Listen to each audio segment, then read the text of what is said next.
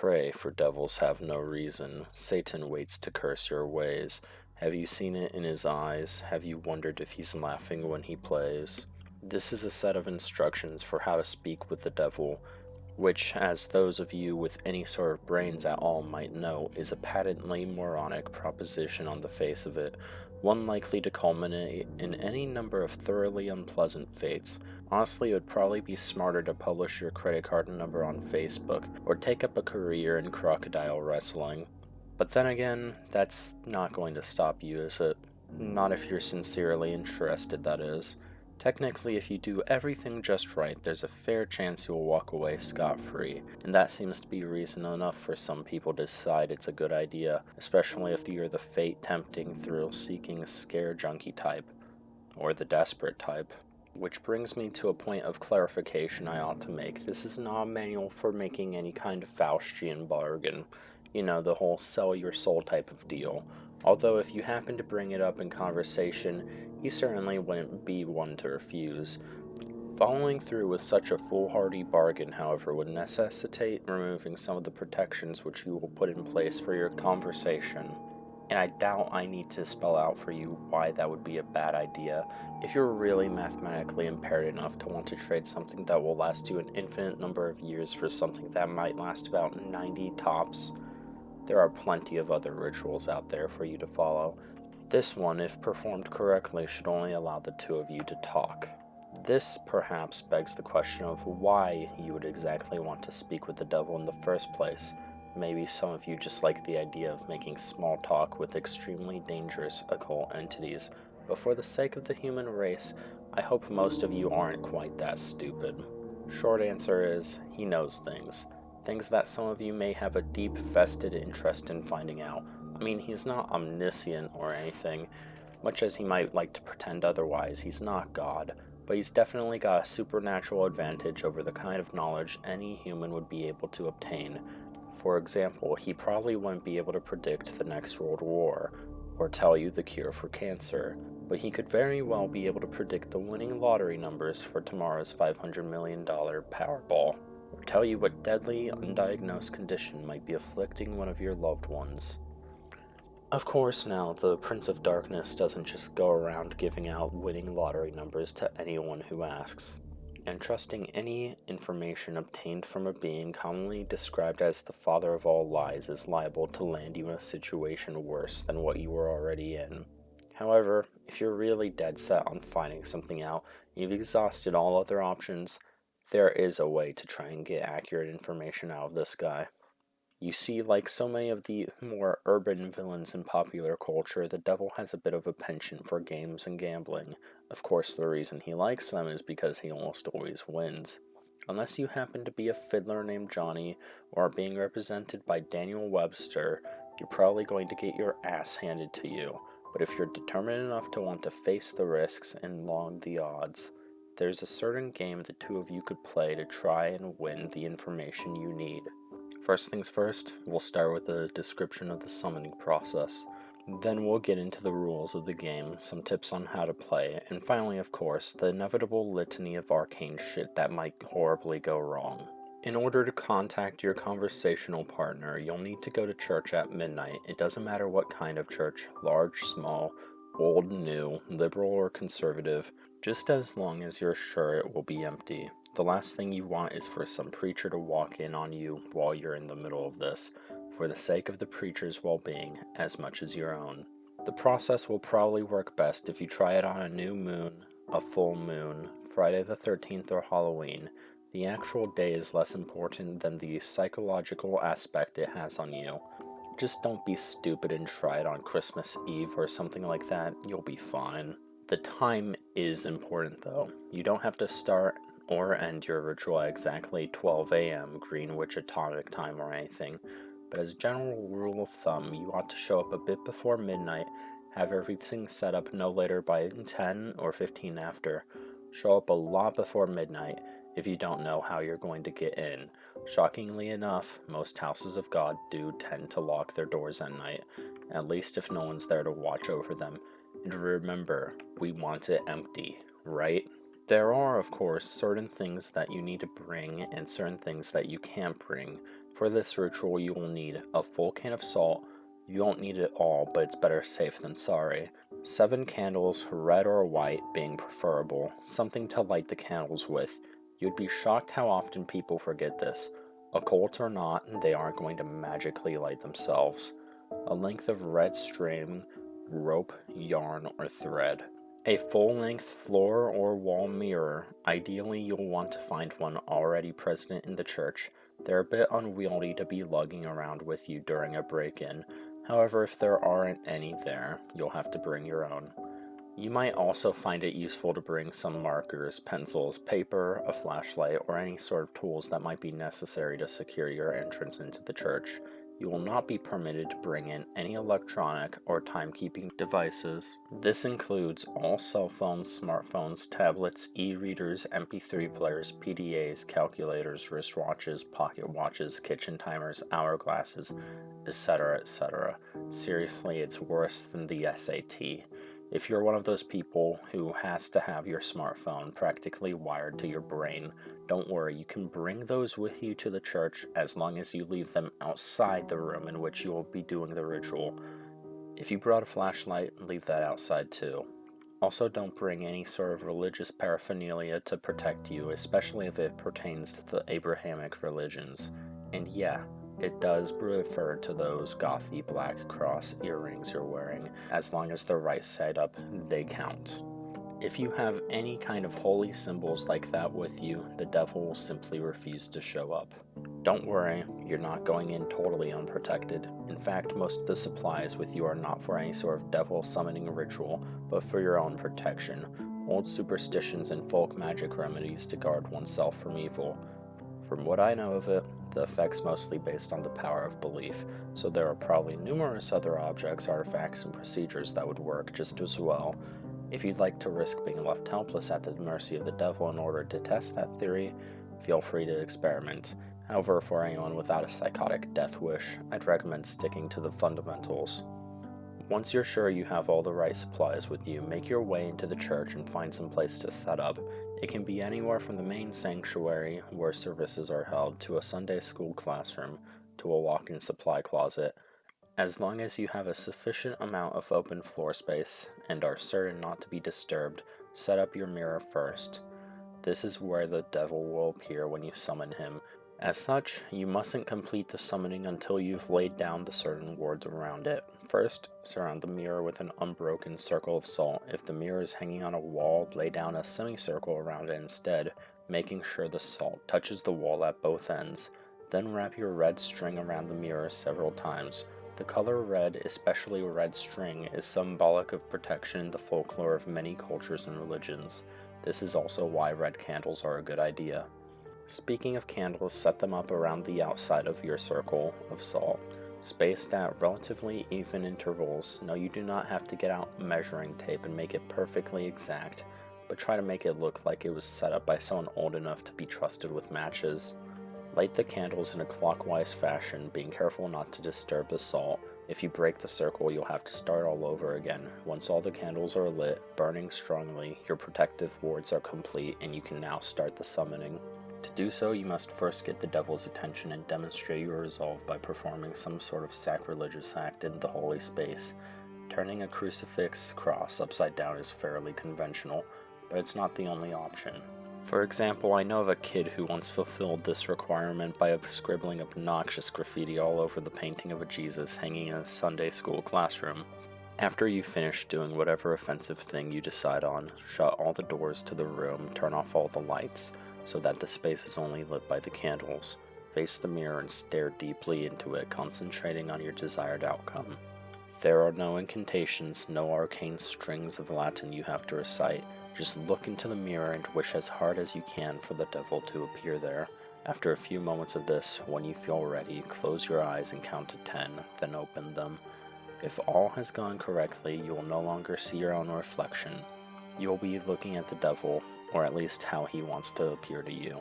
Chances are he won't look like your conventional red-horned demon with goat legs, a pitchfork, nor any sort of terrible apparition.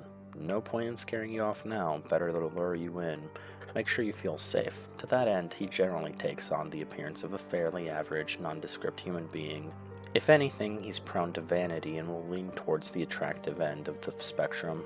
The only truly frightening part of him will be his eyes. No matter how hard he tries, he can't hide the sinister gleam smoldering deep within them. The malevolent amusement and hunger, like the eyes of a spider contemplating a fly struggling in its web. They're supremely confident, those eyes, confident and without pity. Don't look into them too deeply or you'll begin to feel helpless and paralyzed with dread, losing your hope and your will to fight. Since you'll probably just be standing there, looking at him in shock, he'll initiate the conversation by asking you what it is you desire from him. If you gather your wits enough to string together a coherent sentence, you should respond with something like, "I wish to challenge you in a game of question and response." Even if you don't get the words exactly right, he'll know what you mean, and he'll accept your request with a wide, predatory grin of anticipation. He's been playing this game for a long time, you see. He's very good at it. Most humans, on the other hand, are very bad at it. This gives him a chance to, at the very least, thoroughly mess with your mind, and at most, well, let's save that for the litany of shit that could go wrong. You'll have to play it very smart to avoid justifying his expectations. The general rules of the game are very simple, with a few caveats that can make things more complicated. He'll begin by asking you a question. He always initiates. It can be anything from a piece of obscure trivia, to a riddle, to an extremely personal inquiry. Don't worry, you won't be immediately plunged into hell if you get the wrong answer or anything like that. As a matter of fact, he won't even tell you whether you got the answer right or wrong. After you've answered his question, you'll get to ask him one in return. Now here's where the consequences of your response come in. If you answered correctly, he'll respond as openly and honestly as possible. If you answered incorrectly, he is free to lie as he sees fit. Perhaps, if you ask him something you're better off not knowing, he'll tell you the truth anyways. More likely, he'll feed you the most insidious, damaging lie he can come up with. Either way, after he's responded, he'll ask you another question, and the process will repeat over and over again until you decide to call it quits.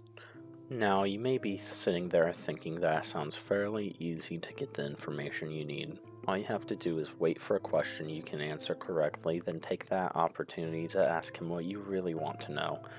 Ignoring everything else said, well, it's not that simple. The devil will never give you an easy question, one that you can be completely sure of the answer to.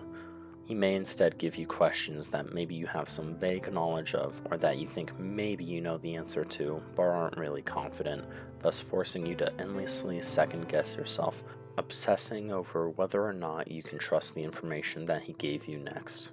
Perhaps you'll think what he said was a lie, wish it was a lie, but be eternally consumed by doubt, unable to completely convince yourself that you were wrong. Perhaps you'll have a huge choice based on the information that he gave you, be tormented by fear and indecision as you realize that your fate rests entirely upon whether or not you are able to correctly recall some arcane piece of trivia that you don't even remember now. Maybe instead of testing your knowledge, he'll ask you something personal, something you even lie to yourself about. You'll answer back to him thinking you've gotten the question correct. No, I don't resent my sister. Yeah, I'd turn the money back into the police, but he'll know better. He'll know better than you do that you're lying, and he'll lie to you in return. You'll believe him. You'll believe him until you're no longer able to deceive yourself, and by then it might be too late. Or maybe he won't even give you a chance to get an accurate response at all. Maybe he'll just ask you endless strings of completely impossible questions, making you more and more frustrated and disheartened as you realize you'll never be able to force him to tell you the truth. Questions like, what was the exact height of Mount Everest in centimeters in the year 1666? What is the air speed velocity of an unladen swallow? Although, knowing his sense of humor, if he asked the latter, he might consider African or European a correct response. There are a couple ways to fuck up this particular strategy, however. Additional rules and courses of action that make the game more interesting and prevent you from being stonewalled completely, although in all honesty, he probably wants you to try one of those options anyways. The first is to ask him a riddle instead of a question. If you somehow manage to stump him, he answers the riddle wrong or gives up, he'll be obligated to give you a truthful response to your next question. If he answers correctly once again, don't worry, he won't pounce on you and drag you to hell. What will happen is he gets a pass, allowing him to lie in response to one question you would otherwise be obligated to answer truthfully. If he gets a pass, you might as well give up. It's nearly impossible to tell if he's telling the truth under the best conditions. Adding another layer of complexity just is too much. There's no way, just forget it. The second option is to take a dare from him. If you accept it and vow to follow through, then he'll have to answer your question truthfully. If you choose instead to reject it, you'll get another pass. Now, before you freak out and reject that whole idea completely, he wouldn't ask you to do something dramatic or unspeakably evil, like blow up a hospital or murder somebody. As a rule of thumb, most dares will involve direct loss of life or any major felonies. However, they certainly won't be easy, inflicting severe damage upon yourself, doing something that terrifies the shit out of you, cutting off a treasured relationship, publicly humiliating yourself or someone you love. All of this and more are completely on the table. If you're willing to go that far, to put yourself in that position, you'll get your answer. However, if he manages to come up with the one thing you simply can't or won't do, you might as well quit. One last thing, don't think you can just tell him you're going to do something and then won't. Trust me, you're better off that way. Finally, when you've gotten your information or given up, you may complete the ritual by simply thanking the devil for accepting your request, bowing politely at the waist, and bidding him farewell. The surface of the mirror will seem to swim and flicker for a moment, and then you'll be looking at your own reflection again. Once and only once you're completely certain that you're looking at your own two eyes again, may you be able to turn away from the mirror, flick the lights back on, and begin dismantling your protections. Now, and this is important, even if you haven't gotten the information that you wanted, you must end the ritual in this manner before 66 minutes have elapsed. Well, I suppose technically 66 minutes and 6 seconds, but if you're gonna try and cut it that close, you're screwed. I can't emphasize enough how important it is to keep this time limit. I'll save the reason behind that for the end, but don't skip ahead. I've still got a few important tips on how to play. Be very careful what sort of personal information you give out. Try not to talk about yourself, especially your emotions and problems, any more than absolutely necessary. This guy knows human psychology like the back of his hand, and he will get inside your head. It's like talking to Hannibal Lecter. Give him enough to work with, and even if you don't believe a single word he says, he will find a way to fuck with your mind like nobody's business. Lie through your teeth if need be. There will be plenty of other questions. On a similar note, keep the game on track and brisk. Unstructured interactions of any kind are to be avoided. Chances are that at some point he'll try to draw you off a tangent, discussing something that fascinates you, analyzing a response you've given him, or finding some other excuse to speak at length without moving the game forward. This is not only a waste of valuable time, but another excellent opportunity to mess with you. If you have chosen to give him a riddle, use one you've made up yourself. If your riddle has been written down from the pages of The Hobbit to a long-lost tome of ancient magic, he will already know the answer. That said, it has to be a legitimate riddle with an answer that makes logical sense from some angle. You can't say something like, "What's green, has 10 legs and hops," then claim for no inexplicable reason that the answer was marshmallows. Nor can you give him a straight question like, "What do I have in my pocket?" He probably knows that anyway. There are no hard and fast rules to determine whether a riddle makes sense or not, but you're a reasonable human being. Your ancestors ate from the tree of knowledge. Please, for the love that all you hold dear, use common sense. If you choose to take a dare, there's a slight chance that the devil will ask you to do something seemingly easy. Deliver a letter, scribble a 10-digit number in a public bathroom stall. If he does ask you for something like this, and you have a common shred of decency in you, do not accept. Chances are he's using you to further a plot, one liable to ruin a lot of lives and harm a lot of people. Who knows, maybe you're the type of person who really doesn't mind throwing an unknown number of total strangers under a bus to find out what you want to know, but at least be aware that is what you're doing. Last but not least, be very aware of the time. It might be helpful to do some practicing beforehand and get a feel for how long an hour is without a watch. The devil will probably put off discussing the things you want to until the very end, and as you near the 66-minute line, he'll start trying harder and harder to distract you, captivate you, and otherwise keep you playing until it's too late. He'll string you along, feed you little glimmers of false hope, keep you thinking, just a few more minutes, almost there. Don't fall for it. Don't go over the time limit. Now, you might be thinking that this game really doesn't sound that dangerous so far. Threats of psychological damage rarely seem to carry the same weight as threats of physical damage, even though there are costs that come just as great. Hate to burst your bubble, but this game is far from safe. There are plenty of ways for you to seriously screw yourself over, both physically and mentally, not to mention spiritually, and it is with these that I will conclude in the vain hope to make some sort of impression. Firstly, while you're speaking with the devil, don't let him out of your sight. Keep staring into the mirror no matter what happens. He will undoubtedly try various tricks to make you look away. You will hear noises behind you, feel eyes on the back of your neck, see shadowy phantoms writhing in the darkness. A cold breath will blow upon you from behind, smelling like a crypt.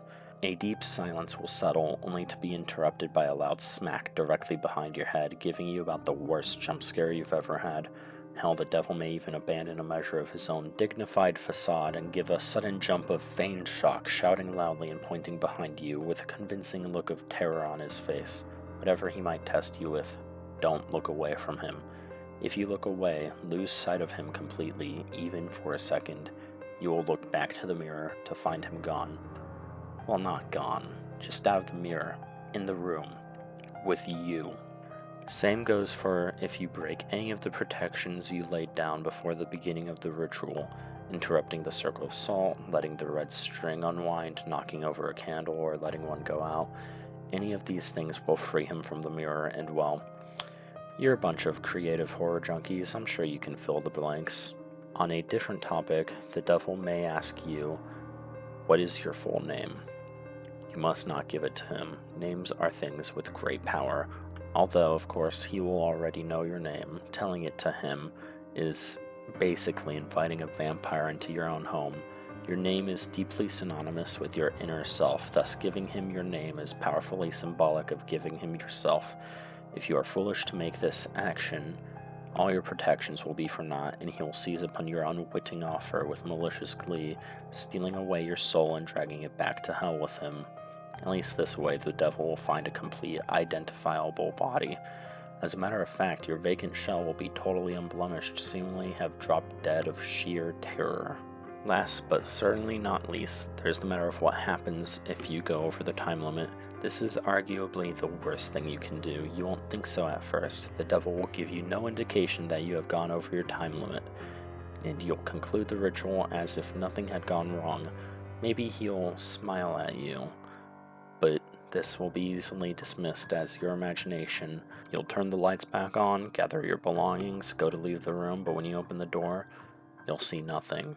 That's right, nothing. Just a flat, unending void, infinite in all directions. Only the room which was reflected in the mirror will now exist. Incidentally, if you turn back to face the mirror, you may catch a last glimpse of your own reflection. Perhaps it will turn and favor you with a smirk and a cheeky wave before sweeping out the door into a perfectly normal church hallway outside.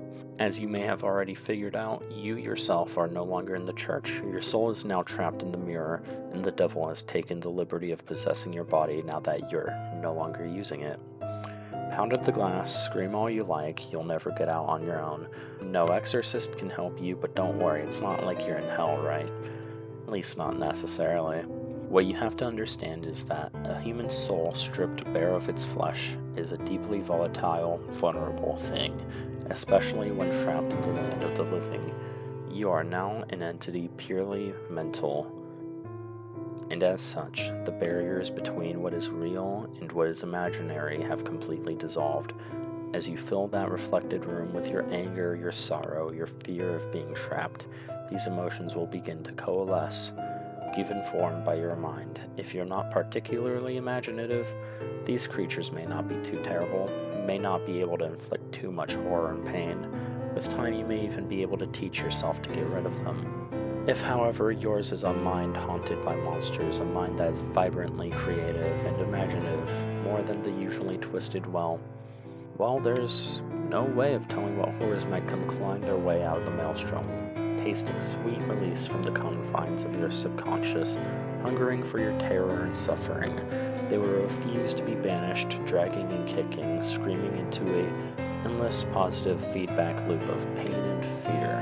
Needless to say, if you're a regular patron of websites like this, you're probably fucked. There's only one way to find release from the mirror, and it comes with the usual fee, of course. Who knows, maybe your imagination is twisted and powerful enough to create a personal hell that leaves you begging for the real thing. Those talents might be put to good use. There are over 7 billion people in the world, after all. Even the devil himself can't be messing with all their minds at once. Talented help is always appreciated. Of course, the corollary to you being trapped inside the mirror is that the devil gets to do whatever he likes in your body until sunrise. At around that time, your body will mercifully drop dead from the strain of the possession. Autopsy will probably identify the cause as some kind of coronary event, but don't be too relieved. He's perfectly capable of stirring up plenty of trouble in those particularly few hours. For instance, he may do something big and dramatic like purchase a large meat cleaver and go on a murder spree, starting with the names in your address book, or working his way to complete strangers if he has time. Or perhaps you'll focus on only one person, someone who trusts you completely, using your persona to get him or her alone and vulnerable, and then, well, no need to describe it again. I'm sure you can think of a few things. Starting to see why I call this the worst outcome yet. Of course, there's also the chance he won't lay a finger on any of your loved ones, instead deciding to do something more subtle, insidious, like drop off a few nondescript, unmarked packages on certain doorsteps in the dangerous part of town, or locate a particularly dusty, aged yellow text in the storeroom of your local library and intentionally misfile it in the young adult literature section. Or maybe whisper 7 very choice words into the ear of a distracted-looking young redhead waiting for the 3 a.m. subway train. Or maybe he'll decide that in this age of waning superstition, not enough people are interested in his games and the knowledge of them is in danger of being lost. Maybe he'll decide he needs to get the word out a bit more, do a bit of networking, attract some new suckers, challengers. Maybe he'll take a quick peek at your browser history, see where the impressionable, curious minds are hanging out these days. Maybe he'll write a quick tutorial in modern parlance, rather than some inscrutable, obsolete, demonological text posted on the internet to see how many bites he gets. Maybe I really shouldn't have gone there, but if you've made it this far without shying, a little twist at the end isn't going to put you off, is it, dear listener? I'm sure there are plenty of intrepid adventurers among you with burning questions you'd like answered, and you're all a smart bunch. You know the pitfalls, you know the conventions, you live and breathe this sort of thing, do you not? There's no way you'd fall into any obvious traps, right? You're not some Dick Jane off the street after all. You'd be bringing a whole new level of competition, you would. Oh. Excuse me a moment, I think I hear someone calling for me. What, you want out that badly already? Must be one hell of an imagination you've got. Perfect. And that was The Devil's Game. Have a great one, everyone. Goodbye.